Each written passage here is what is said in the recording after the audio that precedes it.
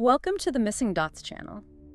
Whenever I visit Masjid Nabvi, after saying salam, I normally visit Jannat al-Baqi, and when I see the graves there, that I am wandering in the streets during the era of early Islam. Yeah, it really is a profound experience to just, stand there and think about the history. It totally is. And beyond those unmarked graves lies one of the most intense historical mysteries you could ever imagine. Oh, absolutely. Picture this, right? You are offered the keys to the most powerful empire on the planet. I mean, the absolute supreme authority backed by this unstoppable, battle-hardened military force. Right, a force that just violently overthrew the previous dynasty. Exactly. You hold the entire future of the Islamic world in your hands, and your response, you take the letter offering you the world, you hold it over a candle, and you just let it burn to ashes right in front of the stunned messenger. Yeah, it's wild to even picture. You simply tell him to report back what he just saw. That is the kind of historical earthquake we are unpacking today. We are looking at a towering figure in Islamic history, Imam Jafar al-Sadiq, who passed away in 765 CE. Which is such a pivotal time. It really is. And we are basing this entirely on a massive 100-question academic research paper that absolutely does not hold back. It really doesn't. No, it examines the most taboo, contested, and critical aspects of his life from literally every angle: Sunni, Culver Shia, Ismaili, Zaidi, secular academic historians, and, even the intense critiques raised by ex-Muslims. The scope of what we're attempting to reconstruct here is just massive. We're looking for the historical reality of an 8th century sage whose legacy has been claimed by incredibly diverse, often fiercely opposing groups. Right, everyone wants a piece of him. Exactly. I mean, Yeah. you have medieval scientists claiming him as the ultimate master of alchemy. You have mystics claiming him as their spiritual pole. You have Sunni jurists claiming him as a foundational legal mind. And of course, the Shia claiming him as the divinely appointed imam. So how do we even begin to sort through all that? Well, navigating this requires us to be meticulously impartial. We aren't just looking at a timeline of what happened. We're dissecting the mechanics of why these different groups constructed his legacy the way they did in the turbulent centuries that followed his death. Honestly, I never thought about it that way. The idea that his legacy was actively constructed or even retroactively engineered by later generations to serve their own theological survival is fascinating. It completely changes how you read the sources, doesn't it? It really does. But to even understand why they needed him so badly, we have to look at the ground he walked on. The paper spends a lot of time establishing the sheer chaos of the 8th century. Oh, chaos is the right word for it. So what were the actual mechanics of the world Jafar al-Sadiq was operating in? To understand his decisions, you really have to understand that he lived through one of the most violent, structurally unstable periods in early Islamic history. He was born around 702 CE into the late Umayyad Caliphate. And they were the established power ruling from Damascus, right? Right, but by the time Jafar was coming of age, their empire was fracturing. I mean, heavily fracturing. They were facing relentless, bloody revolts from every corner. Like who? Well, you had the Kharijites, who were essentially militant Puritans. You had various Alid factions, descendants of Imam Ali, launching these doomed, tragic rebellions. Right. And then right in the middle of his adult life, around 750 CE, the Abbasid Revolution detonates. And I use that word deliberately. Because it wasn't just a simple handover. Not at all. This wasn't a peaceful transition of power or a polite change of administration. It was a massive apocalyptic upheaval. Wow. Yeah, the Abbasids systematically hunted down and wiped out the Umayyad ruling class. They overthrew a massive empire and replaced it with a deeply paranoid, hyper-militarized new state. And right in the crosshairs of this geopolitical meat grinder is Jafar al-Sadiq. Exactly right in the middle. Which brings up something in the academic sources that absolutely stopped me in my tracks regarding his lineage. Oh, the dual lineage. Yes. When we talk about his bloodline, paternally, he traces directly back to Imam Ali and Imam Hussein. That makes him royalty to the al-Bayt, the family of the Prophet. Right. But maternally, his mother, Farwa, is the great-granddaughter of the first caliph, Abu Bakr. It's actually pretty simple. He was a bridge between worlds. He really was. And the socio-political weight of that dual lineage cannot be overstated. He essentially embodied the two primary poles of early Islamic authority. Which must have made him incredibly important to basically everyone. Precisely. And because he was this bridge, his lineage becomes a battleground for later generations.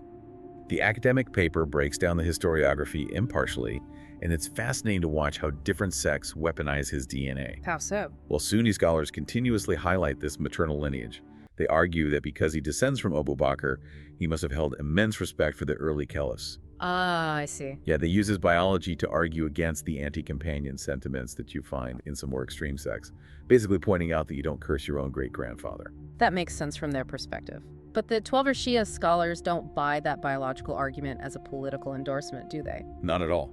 Twelver Shia historians approach this by strictly separating biology from theology. Okay, how does that work? They acknowledge the historical fact of his descent, obviously, but they argue that familial ties do not equal a validation of the political structures that bypassed Imam Ali. Right. From their perspective, his maternal lineage is a biological reality, but his authority comes solely from his paternal line and divine designation. Just because his mother was from that line doesn't mean he retroactively validated the events of early Islamic history that his forefathers contested. So the Sunnis use it for political reconciliation and the Shia compartmentalize it. But how do secular academic historians view this dual lineage? Because they usually look for the material advantage in these historical details. Exactly. They're looking for the practical application. Academic historians basically strip away the later theology and look at the immediate 8th century social capital. What do they find? They argue that this ambidextrous genealogy is the exact mechanism that allowed him to survive and thrive in Medina.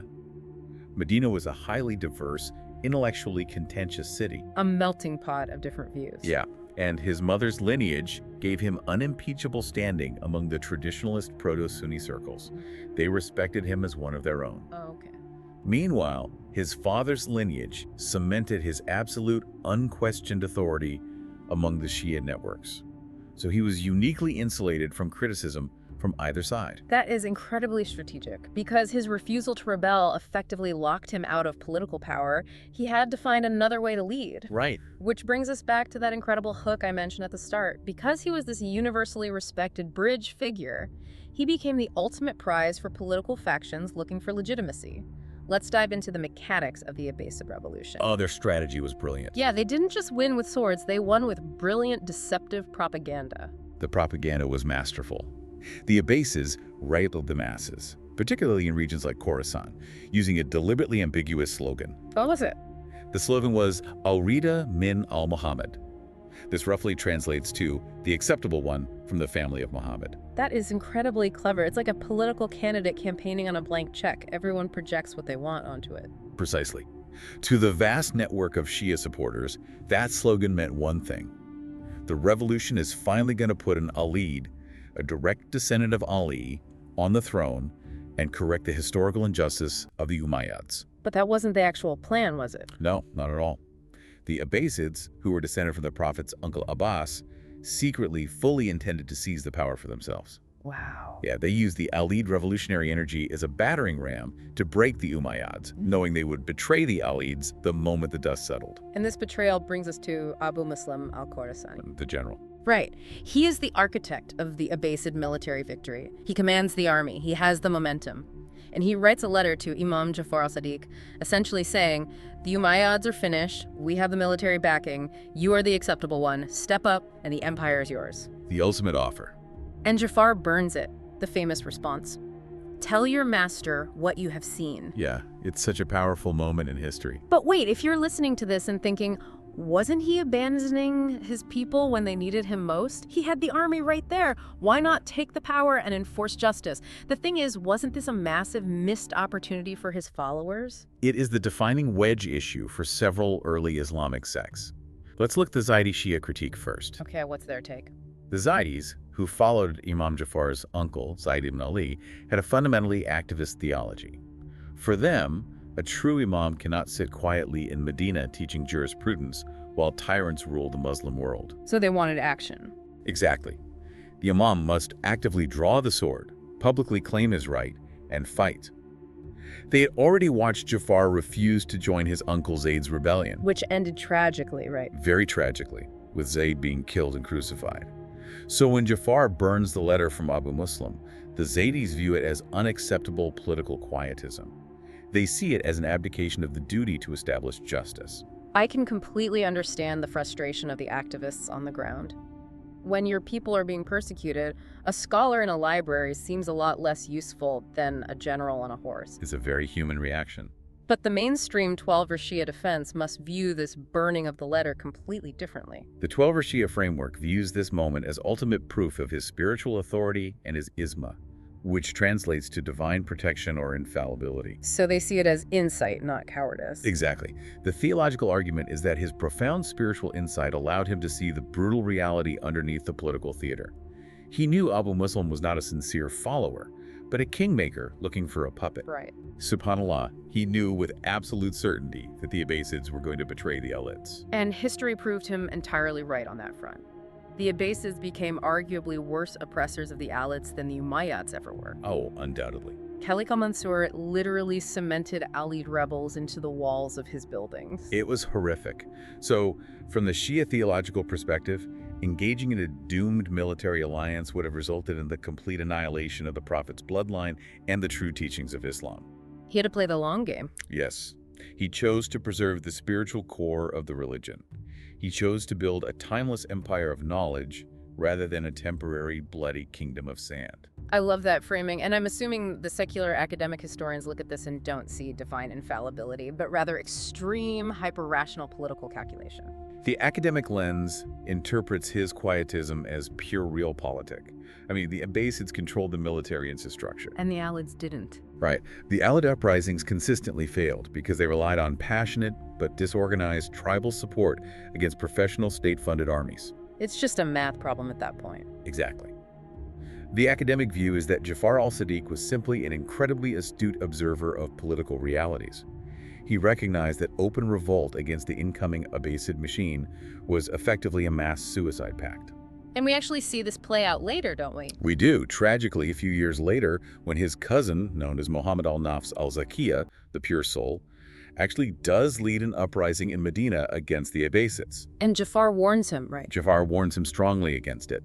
And predictably, the Abbasid army surrounds Medina and slaughters the rebels. Jafar's quietism was a calculated, necessary survival strategy for his community. Which naturally transitions us into one of the most controversial, heavily debated, and frankly taboo topics in this entire research paper. Yes, because this survival strategy wasn't just about refusing to fight. It evolved into an entire theological system of secrecy. We have to talk about the doctrine of taqiyya, or religious dissimulation. It's a massive topic. It is. This is the idea that a believer is permitted or even obligated to conceal their true beliefs or even outwardly profess false beliefs when faced with severe persecution or the threat of death. Right. Critics, especially modern ex-Muslims and polemicists, argue incredibly harshly against this. They point to quotes attributed to him saying things like, 9/10 of faith is taqiyya. They call it institutionalized deception. It's a heavy accusation. So how do we impartially unpack the mechanics of taqiyya? We have to analyze the terrifying mechanics of the Abbasid state under Caliph al-Mansur. The term taqiyya is historically rooted in the Quran, specifically verse 16.106. What does that verse refer to? It addresses the early Muslims in Mecca who were being tortured by pagans. It allows a believer to verbally renounce their faith to save their life, provided their heart remains firm in belief. What Imam Jafar al-Sadiq did was systematize this concept for a new era. Right, because he wasn't facing pagans. He was facing a fellow Muslim caliphate that possessed a massive, sophisticated intelligence network. Absolutely. The sources mention that al-Mansur had spies embedded directly inside Imam Jafar's inner circles in Medina. That is the critical context that people miss. The Abbasids had informants everywhere. If you openly declared that Jafar al-Sadiq was the divinely appointed imam and that the Abbasid caliph was an illegitimate usurper, you weren't just risking your own execution. You're risking everyone. You were endangering the imam himself, your family, and the entire scholarly network. So Imam Jafar formulated the concept of the abode of precaution, or Dar al-Taqiyya. This required strict operational secrecy. It sounds less like a theological seminary and more like a Cold War espionage network. In many practical ways, it really was. Taqiyya wasn't about lying for personal financial gain or casual deception. It was a strict utilitarian calculation of preventing greater harm. A survival tactic? Exactly. The survival of the theological tradition depended on the physical survival of the scholars. If the entire intellectual class of the Shia was wiped out by al-Mansur, the tradition dies. Therefore, concealing the truth became an act of preserving the truth.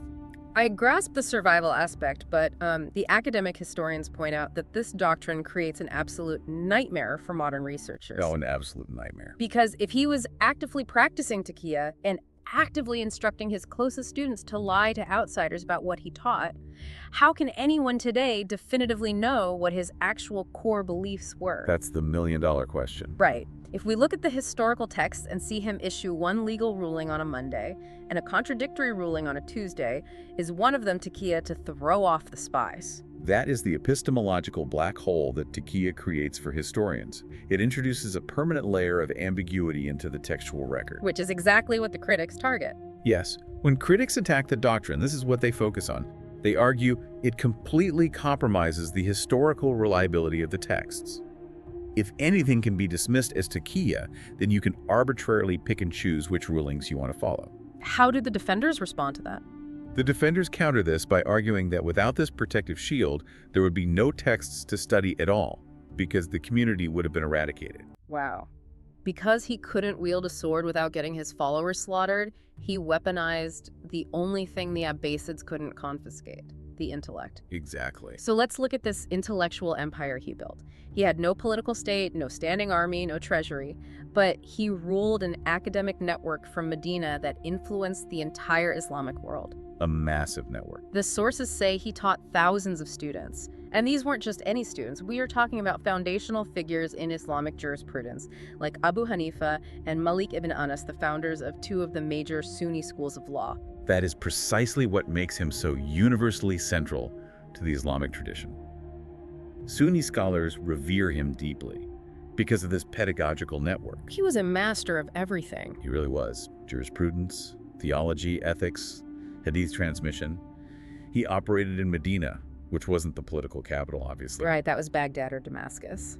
But Medina was the vibrant, undeniable hub of early Islamic intellectual and spiritual exchange. Everyone who wanted to study the religious sciences eventually made their way to Medina, and inevitably, they sat in the circles of Jafar al-Sadiq. But the research paper dives into claims that go way beyond jurisprudence and hadith, and this is where the history gets incredibly wild. Oh, you're talking about the hard sciences. Yes, we are talking about the claims that he was a master of the hard sciences. Did an 8th century religious cleric really pioneer molecular theory and early chemistry? It's a fascinating debate. The paper dedicates significant space to the controversy surrounding Jabir ibn Hayyan, known in the Western Latin tradition as Gibber. He is widely considered the father of early chemistry and alchemy, and the traditional claim is that Jafar al-Sadiq was his master, his teacher, the one who gave him the formulas. Again, let's unpack this. Did an 8th century religious scholar really pioneer molecular theory? This is undoubtedly one of the most fiercely debated topics in the entire history of Islamic science. The traditional view, which is held by many devout followers and mystical orders, is that Imam Jafar possessed al-Laduni. Which means what exactly? It translates to divinely inspired or direct knowledge from God. This type of knowledge isn't limited to religious law. It encompasses the fundamental realities of the cosmos, the elements, the stars, everything. So they believe he just inherently knew the chemical makeup of the universe? Basically, yes. They point to the vast encyclopedic volumes of work attributed to Jabir ibn Hayyan, where Jabir constantly and explicitly credits his teacher. He actually names him in the text. Oh, constantly. Writing phrases like, "My master Jafar told me," or "by the right of my master." Wait, I have to push back here. You're telling me an 8th century scholar sitting in the Prophet's mosque was discussing the transmutation of metals and chemical distillation. Modern secular historians must tear that narrative to shreds. They absolutely do, and they rely on heavy textual criticism to do it. The pivotal figure in this academic deconstruction is Paul Krauss, an incredible 20th century historian of science. What did Krauss find? Krauss spent years analyzing the massive Jabirian corpus, which consists of thousands of highly technical treatises on alchemy, numerology, and cosmology. Krauss concluded two things. Okay. First, it was mathematically and humanly impossible for one single man to have written all of this in a single lifetime. Just too much volume. Way too much. Second, and more importantly, he conducted linguistic analysis. Krauss demonstrated that the Greek philosophical terminology and the complex chemical concepts used in these texts simply did not exist in the Arabic language in the 8th century. Really? So when did they appear? They only entered the Arabic lexicon during the massive translation movements of the 9th and 10th centuries. So Krauss is saying the timeline is entirely broken. Exactly. Krauss argued that the entire teacher-student relationship between Jafar and Jabir was a later pseudepigraphical invention. Meaning someone else wrote it and slapped their names on it? Yes. A later secret society of alchemists operating in the 10th century wrote these advanced scientific texts and attributed them to Jabir, who in turn attributed them to Imam Jafar, Why would they do that? purely to give their controversial scientific work an aura of wholly untouchable authority. So if we follow Krauss, the whole thing is just an elaborate myth. Jafar had nothing to do with science. Well, the academic pendulum rarely stops at extreme skepticism. This is where another prominent historian of Islamic science, Fuat Sezgin, steps in to offer a much more nuanced reality. What's Sezgin's take? Sezgin agrees that the massive thousands of books corpus is a later compilation, but he argues vehemently that a historical Jabir ibn Hayyan probably did exist in the 8th century, and that he likely did interact with Jafar al-Sadiq's intellectual circle in Medina. So what was the nature of that interaction if they weren't in a lab mixing chemicals together? Sezgin argues that what Imam Jafar provided wasn't necessarily the specific chemical formulas or the laboratory blueprints. Rather, he provided the crucial philosophical and theological framework that made early Islamic science possible. Like giving him the methodology. More like the worldview. Mm-hmm. He taught his followers that observing the natural world, breaking down its components and understanding its underlying systems was not a distraction from religion, but a profound way of witnessing God's intricate creation. MashaAllah. So he essentially created an environment where scientific inquiry was seen as an active act of faith, rather than a challenge to divine authority. Exactly. He provided the intellectual permission slip, the theological green light, for empirical observation. That is a massive paradigm shift. But while his scientific legacy might be a subject of academic debate, the theological and legal legacy he left behind caused an absolute undeniable crisis the moment he died. Oh, it was a massive earthquake for his followers. It triggered the most severe, chaotic fragmentation in early Shia history. His death in 765 CE tested the very foundations of the community he spent decades building. It really did.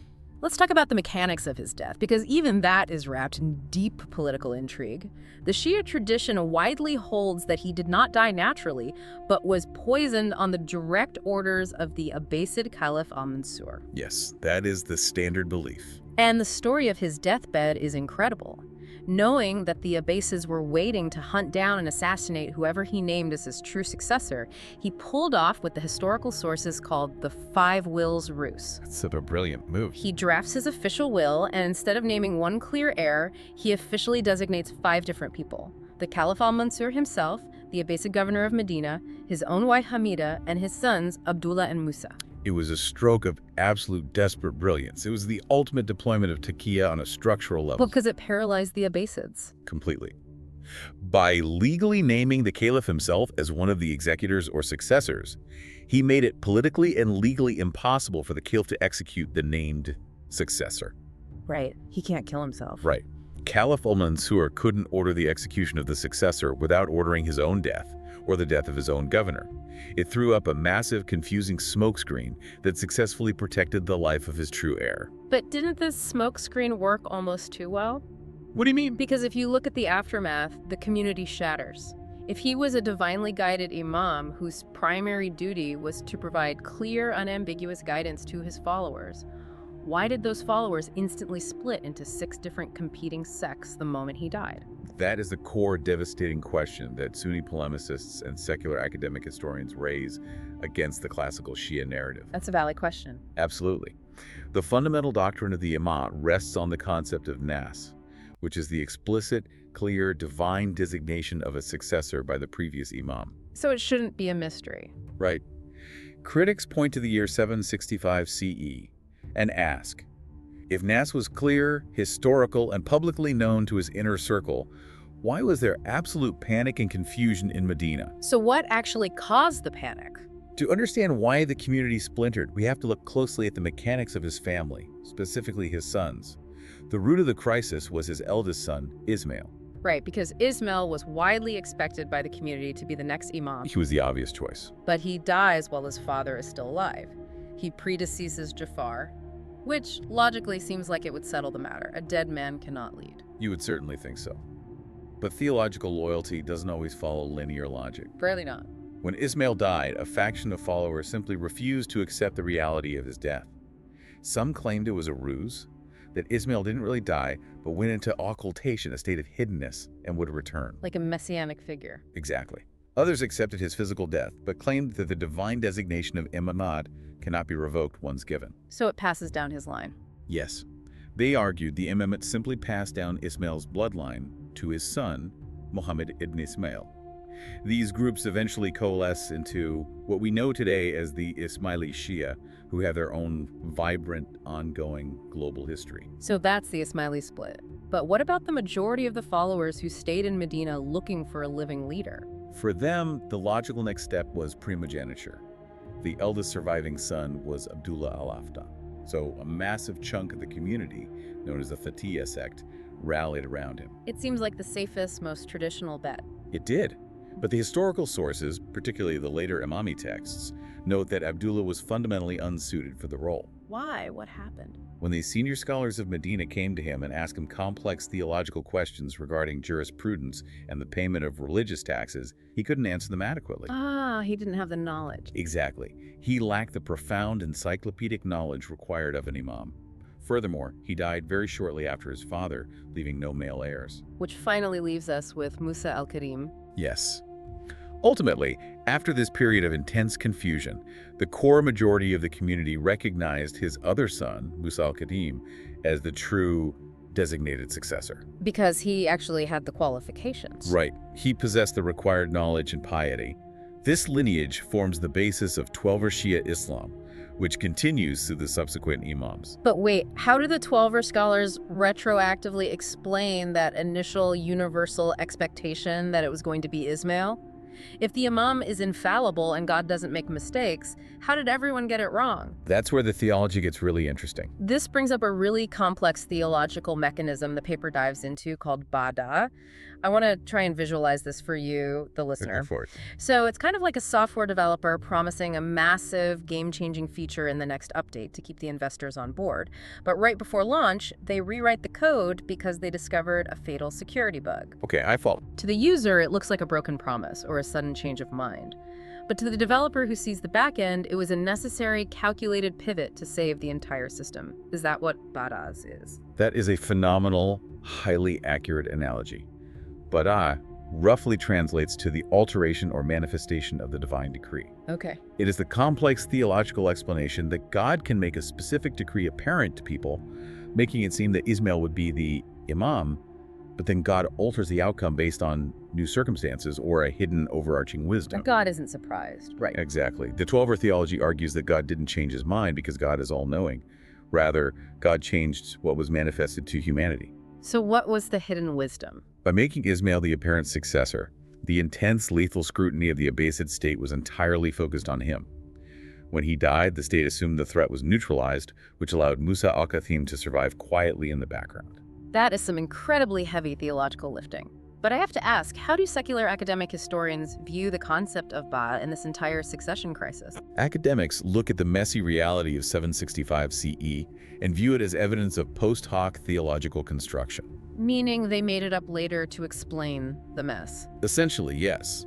They argued that the rigid dogmatic doctrines of the immanent, such as explicit public designation and absolute infallibility, were actually formulated and smoothed out by later theologians in the 9th and 10th centuries. So it wasn't clear at the time. Right. The academics suggest that these later scholars looked back at the chaotic fragmentation of Imam Jafar's death and had to develop concepts like Bada precisely to explain away the historical messiness. So it's just a cover story. Well, the academic conclusion is that Imam Jafar likely kept his succession deliberately ambiguous. If his own followers didn't know who the next imam was going to be, then Abbasid spies definitely couldn't know. The ambiguity was the shield that kept his family alive. This post hoc construction isn't just about theology. It deeply impacts the legal rulings we grapple with today. Oh, massively. Because when we detach the man from the later texts, we run into some very difficult terrain. The paper dedicates a whole section to his controversial jurisprudence, and we promised an impartial analysis, so we are going to address these taboo topics head-on. We have to. We're talking about rulings attributed to him regarding temporary marriage, known as muta, Rulings that state a woman's testimony is worth half of a man's in certain contexts, and laws setting the age of puberty and marital eligibility very young. These are highly contested areas today. Honestly, modern critics look at this and see strict patriarchy. They argue these laws are oppressive. How do scholars defend the mechanics of these rulings today? It is an incredibly active, highly charged debate with a spectrum of responses. Let's look at the mechanics of temporary marriage, or muta. Okay, what's the defense there? Traditionalist scholars defend this by first pointing out its historical precedent. They argue it was an existing practice permitted by the Prophet himself during times of military campaigns or travel, and that it was later banned by the second Caliph, Umar. So they see it as reclaiming an old rule. Right. They argue that Imam Jafar was simply upholding the original uncorrupted prophetic allowance against state interference. But more importantly, traditionalists emphasize the strict legal architecture he built around it. Meaning it wasn't just a free-for-all? Far from it. They argue he implemented rigorous legal protections into the contract. A muta marriage required a specified dower paid to the woman. Okay. It legally established absolute paternity and mandatory inheritance rights for any children born of the union. It enforced mandatory waiting periods, or ida, after the contract expired, to ensure lineage was clear and to prevent exploitation. But it was highly regulated. Very.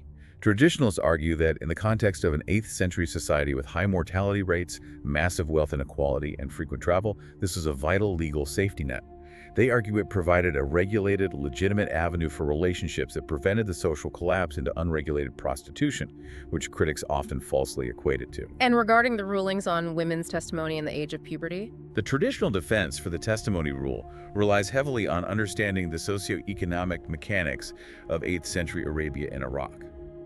The rule specifying that 2 women's testimonies equal 1 man's is generally applied specifically to complex commercial, financial, and debt contracts. Why specifically finance? Traditionalists argue that in that specific historical era, women were overwhelmingly excluded from the massive trading marketplaces.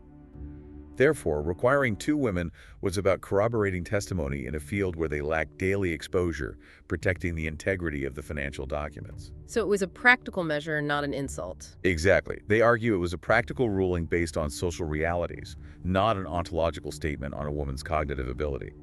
To support this, they point out that in matters where women had exclusive societal expertise, such as childbirth or female physical defects, a woman's testimony was fully accepted and a man's was rejected. Wait, I understand the 8th century financial context, but isn't it a slippery slope to say an eternal religious ruling was just a temporary economic patch? It's a major point of friction. Yeah, because if the socioeconomics change, shouldn't the eternal law change?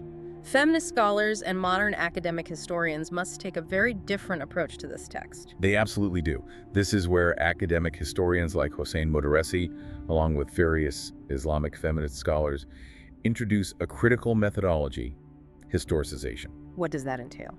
They argue that we must radically separate the historical figure of Jafar al-Sadiq living in 8th century Medina from the massive compendiums of legal texts that were compiled in cities like Kufa and Qom hundreds of years later. So they separate the man from the book. Right.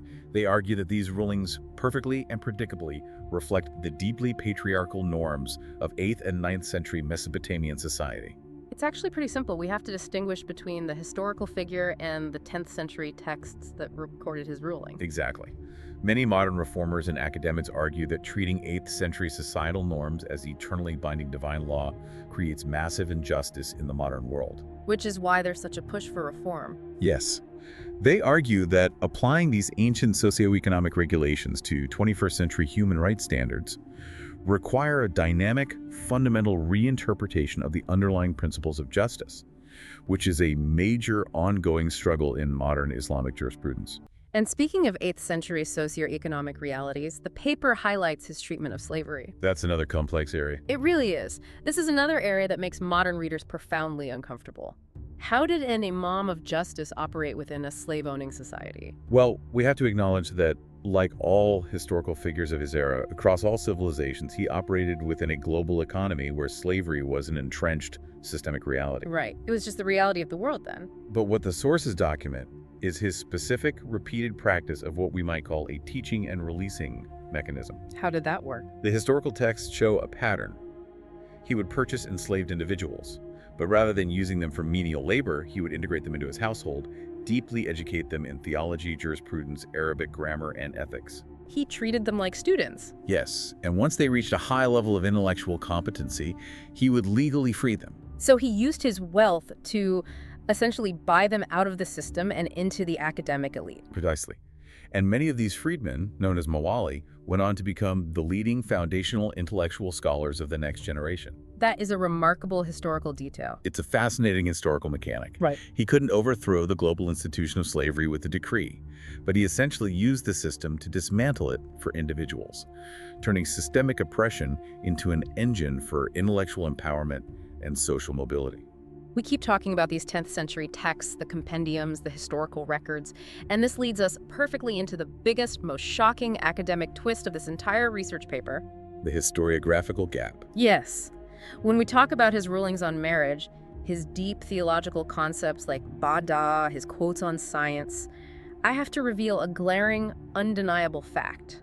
There are 0 surviving writings from Jafar al-Sadiq's own pen. Nothing. Not a single manuscript. Nothing written directly by him survives in the historical record. So how do we know any of this?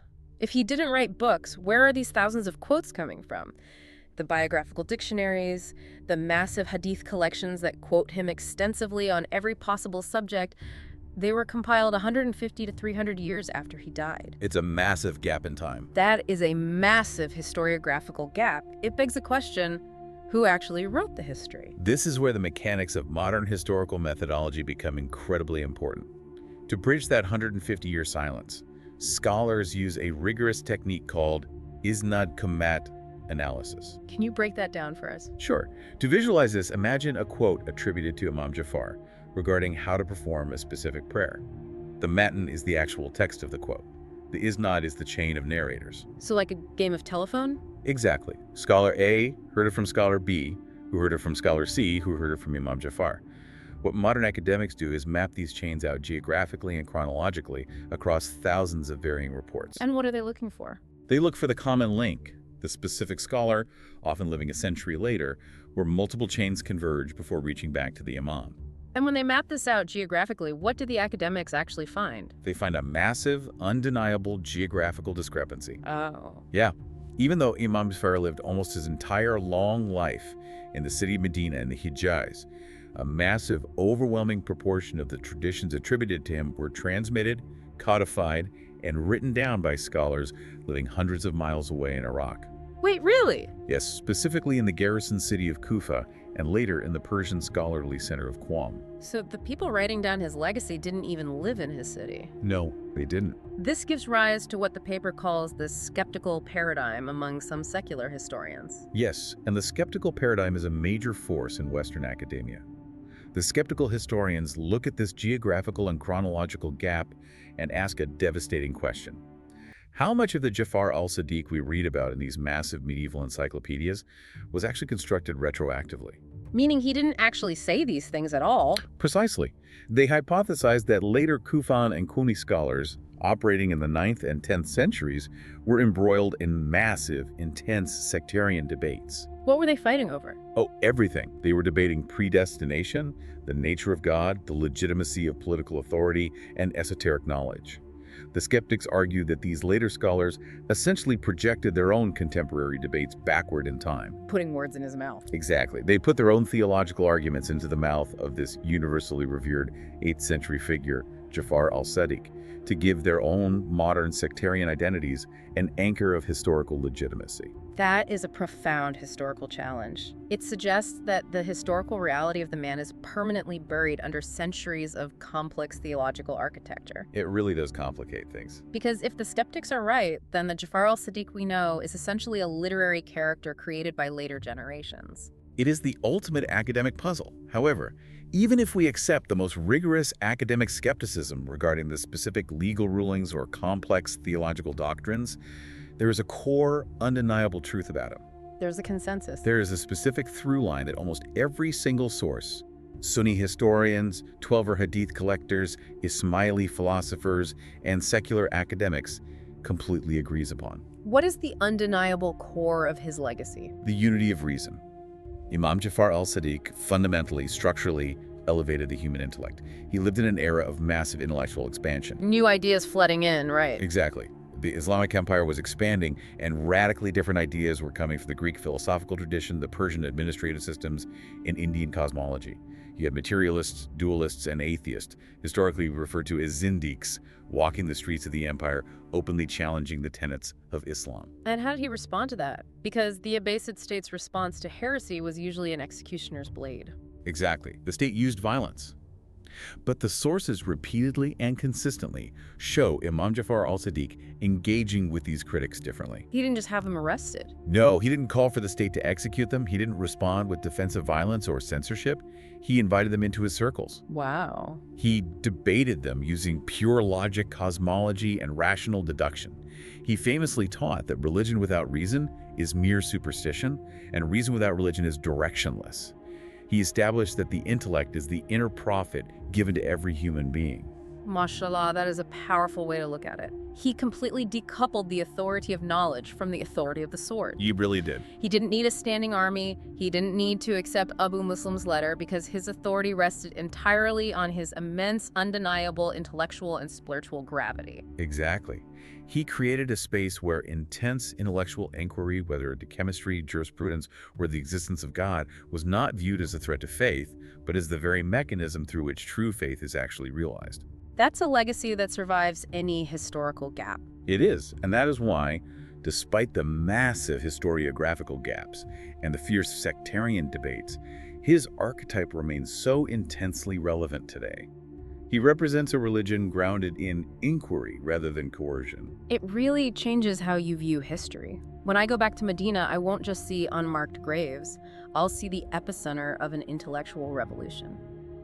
Which brings me to a thought for you to mull over as we close this exploration. I think the listeners are ready for it. We've talked about the missing texts, the contradictory rulings, the taqiyya, the succession crisis. What if the historical ambiguity surrounding Imam Jafar al-Sadiq isn't a failure of history, but a deliberate feature of his legacy? That's an interesting angle. By leaving no written books of his own, and by forcing his followers to navigate a complex, contradictory maze of politics, science, and theology, perhaps he was doing something brilliant. What do you mean? Perhaps he was forcing every single subsequent generation to actively use their own intellect to debate, to research, and to struggle for the truth, rather than just blindly follow a static text. By remaining ambiguous, he ensured that the Muslim mind would never stop searching, never stop questioning, and never stop learning. May Allah grant us success. Come on, let's go. Don't forget to follow this channel, The Missing Dots. Thank you.